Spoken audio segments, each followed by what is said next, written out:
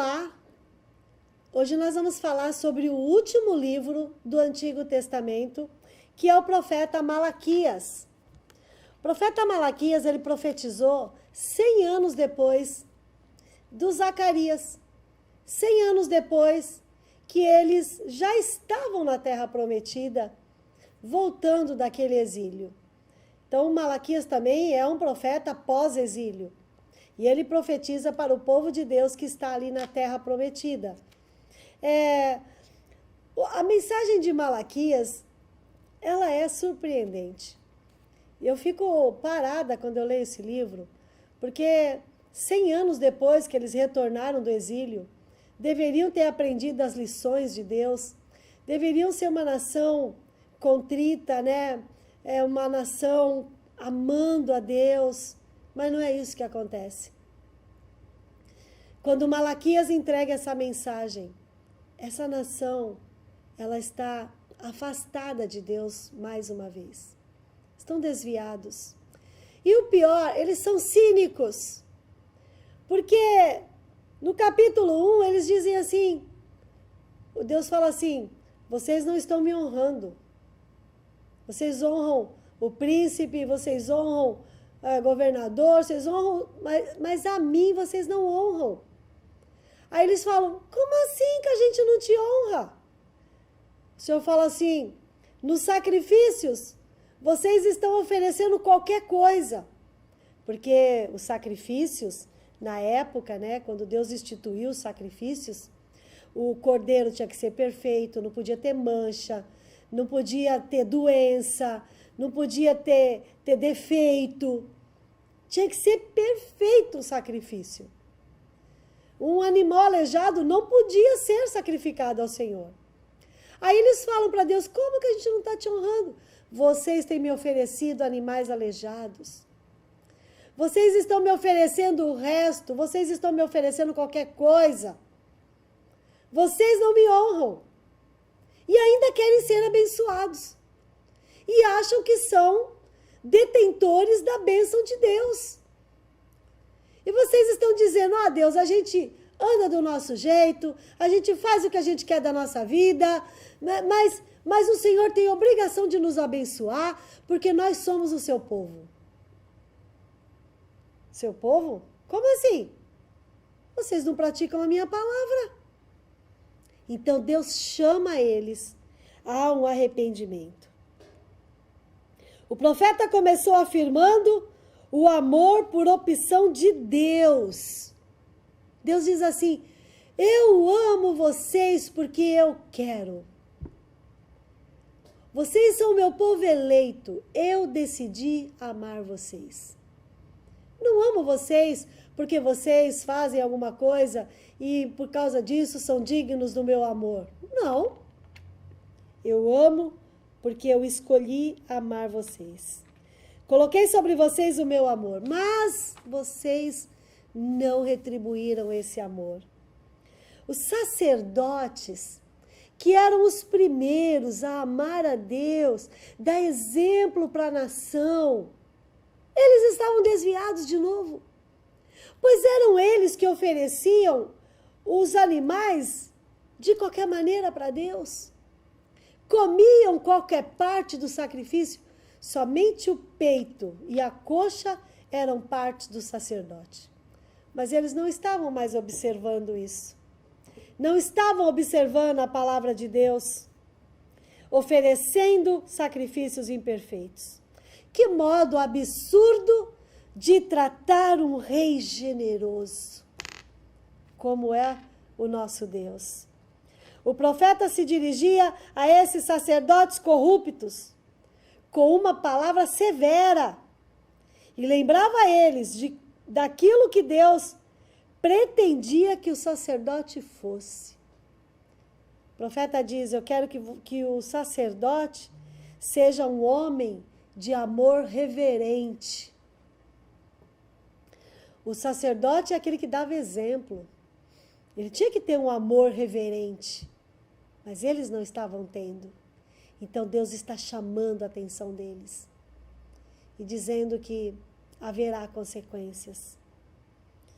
Eles deveriam ser pessoas de fala proveitosa. Aquilo que você fala tem proveito.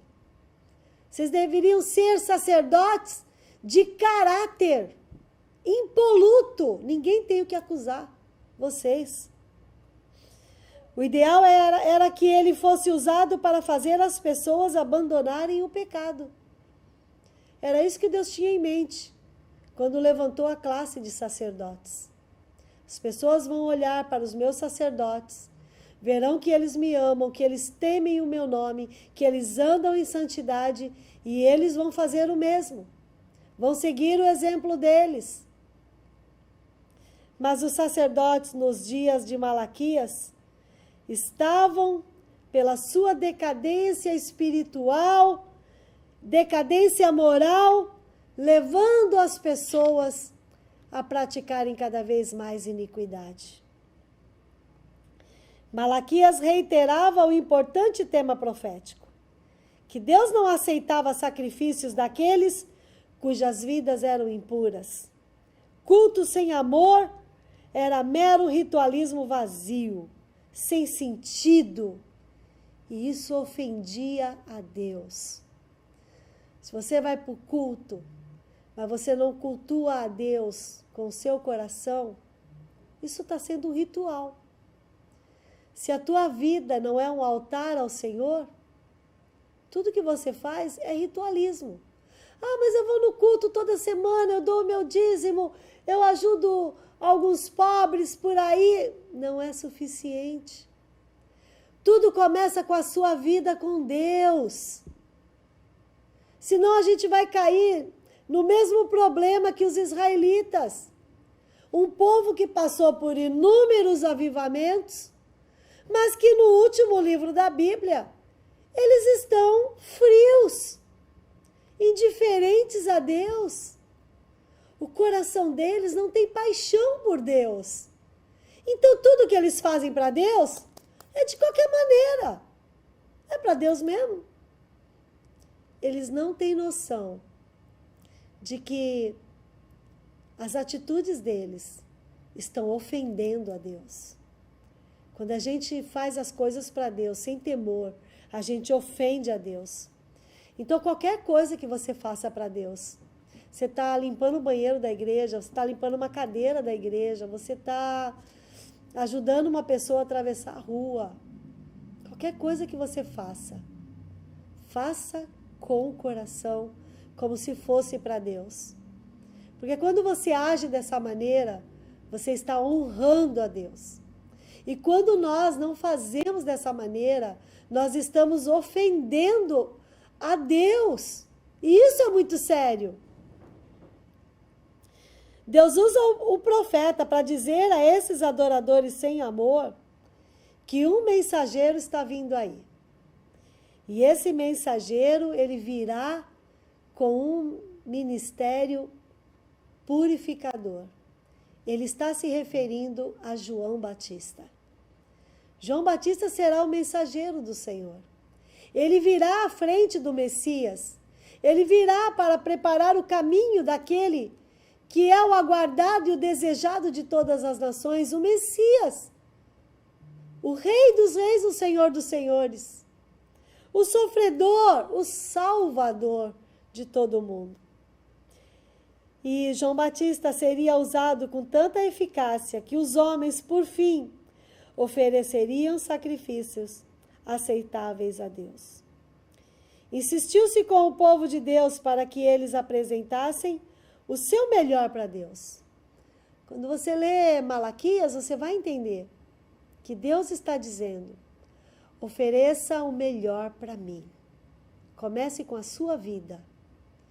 Quando Paulo se refere aos filipenses, ele diz assim, que os filipenses, antes de estarem fazendo ofertas generosas para socorrer os pobres de Jerusalém, antes eles se ofereceram a si mesmos a Deus. Então toda entrega começa com a nossa vida. Depois que você entrega a sua vida ao Senhor, tudo que você fizer para Deus, faça da melhor maneira possível. faça com todo o seu coração. Faça com todo o seu empenho. Qualquer função, qualquer coisa, faça de todo o seu coração. Aqueles que adoravam em sinceridade não diziam coisas prejudiciais, mas coisas úteis uns aos outros, e Deus sabia disso. Um dia de juízo aguardava aqueles que eram arrogantes e impenitentes. Mais uma vez, Deus usa o profeta para dizer: haverá juízo, haverá consequência para aqueles que não me honram, para aqueles que não me servem de verdade. Um dia de juízo virá. Um dia novo e glorioso estava preparado para aqueles que verdadeiramente o adoravam. E nós sabemos disso. Olha, que coisa tremenda, né? O Antigo Testamento termina dizendo, no seu último livro, que há um lugar novo, glorioso, preparado para aqueles que verdadeiramente adoram o Senhor. E o Novo Testamento vai terminar dizendo que haverá novos céus e nova terra, e ali habitarão aqueles que serviram o Senhor, aqueles que honraram a Deus, aqueles que não envergonharam o seu nome. O livro termina com um olhar firme ao passado e um olhar firme para o futuro. Quando ele diz: lembrem-se da lei do meu servo Moisés. Lembrem-se dessa lei. Lembrem-se da lei do meu servo. Também tem o fecho na nota de apelo compassivo, né? Um profeta surgiria como Elias. Ou seja, eu quero voltar atrás aqui. Quando ele diz que virá um mensageiro, esse mensageiro viria com um ministério purificador. Esse mensageiro teria uma palavra de Deus para o povo. É Jesus. Mas depois ele fala que virá também o mensageiro, que ele vai ser como Elias. E ele vai preparar o caminho desse mensageiro. Esse é o João Batista. O João Batista viria à frente de Jesus. Algumas centenas de anos mais tarde, João Batista veio no deserto da Judéia pregando a palavra de Deus. Nosso estudo do Antigo Testamento chegou ao fim, mas a presença dos nomes de Moisés e Elias em seu livro de encerramento certamente pretendeu gravar duas grandes verdades na nossa mente. Primeiro, Moisés, ele disse: obedeçam a Deus. E Elias diz: digam-no a outros. Para que verdades bíblicas tenham pleno valor espirituais, nós devemos nos apropriar delas e compartilhar com os outros. Grave isso no seu coração. Ame a Deus e fale dele para outras pessoas. Que o Senhor seja o teu Deus, o único Deus. Que você o honre em toda a sua vida. Se você gostou desse vídeo, curta, compartilhe e até o nosso próximo encontro, quando estaremos falando dos livros do Novo Testamento. Tchau! Deus abençoe!